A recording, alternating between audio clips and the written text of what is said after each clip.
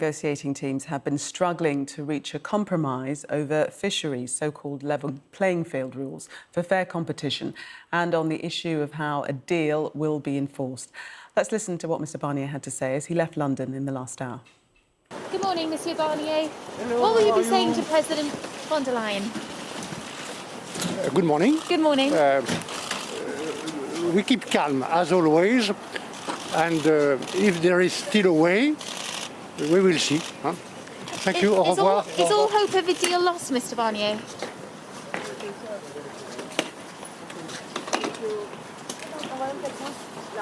Monsieur Barnier, is there any chance of a deal? Many thanks. If there is still a way, we will see. Huh? Good. Au revoir. Our political correspondent Rob Powers in Westminster, but first let's go to Brussels and our Europe correspondent Adam Parsons. Well, ever the diplomat, I guess, Adam, not getting much out of Michel Barnier today. I have been in that position many times of trying to cajole Mr Barnier into saying something decisive, and it is tough, but he knows that he's going back to a big meeting with Ursula von der Leyen, and I think that whatever Mr Barnier says to Mrs von der Leyen will be very illustrative. Something else I noticed in the background there were two other people, Clara Martinez Alberola, Paulina Gemet-Hack, who are Mr Barnier's two deputies. That means that effectively the top negotiating team are going out of London and heading back to Brussels. And I think clearly the telephone call between Ursula von der Leyen and Boris Johnson today will be crucial.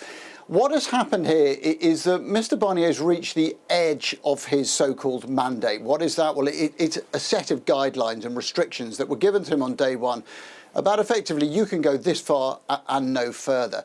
And a couple of days ago on Wednesday, he was called to a meeting of EU ambassadors, and he was told that, in the opinion of some, notably, I have to say the French, the Dutch, the Belgians, the Danes, even the Spanish, they thought he was getting too near the edge of that mandate. Effectively, he was giving away too much, which tells you quite a lot that those are significant voices who think that Mr Barnier has gone as far as they want him to.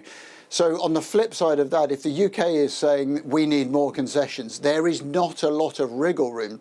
That's why he couldn't go any further.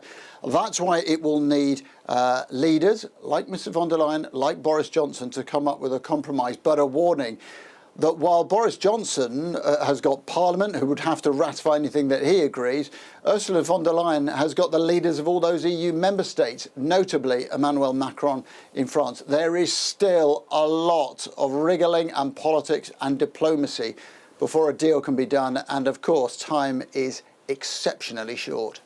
OK, Adam, thank you. Let's head to Westminster then and Rob Powell. Is there a sense in all this, Rob, that the Prime Minister has got the stronger hand here because of the domestic politics here and the general election win in December, that he just cannot be seen to back down on much of this, can he? Well, I think practically the Prime Minister may be in a stronger position in terms of getting the Brexit deal practically approved in this Parliament, because, of course, in the EU, as Adam's been saying, France could veto it. I think realistically, here in Westminster, when there is a vote on that deal, it's hard to see it not passing. Of course, a big part of that is what the Labour Party does. And I have to say it's very hard to see Labour opposing that deal, because that would potentially open the door to a no-deal outcome. But it's still politically perilous for Boris Johnson. He still needs to make sure he doesn't do a deal that is seen to sell out some of the core principles of Brexit that he has been fighting for over the years. And don't forget that some of the MPs here in Westminster who are agitating against the coronavirus restrictions are some of the MPs that are most in favour of a more distant relationship with the European Union as well. And I think that's part of the reason why, yes, there is still substantial differences and there may have to be movement. There will have to be movement on a political level from Boris Johnson and Ursula von der Leyen. But at the same time, that's why I think we are seeing the most made out of this pause and the degree of theatrics and briefing in the papers this morning around requests from the French, around the UK pushing back harsh words against some of those requests. Because frankly, it works for both sides. It works for the French because Emmanuel Macron